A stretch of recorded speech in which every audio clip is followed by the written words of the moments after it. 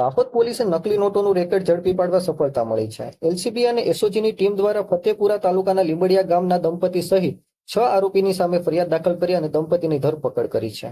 નકલી નોટ છાપવા માટે ઉપયોગમાં લેવાતા પ્રિન્ટર, લેપટોપ તેમજ રૂપિયા 21,000ની કિંમતની નકલી ભારતીય ચલણી નોટો જપ્ત કરી છે. પોલીસે આરોપી દંપતીને કોર્ટમાં રજૂ કરતા 7 દિવસના રિમાન્ડ પણ મંજૂર કર્યા છે.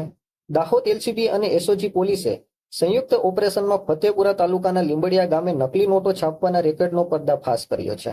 પોલીસે આ કેસમાં દંપતી સહિત કુલ 6 આરોપીઓની ધરપકડ પણ કરી છે.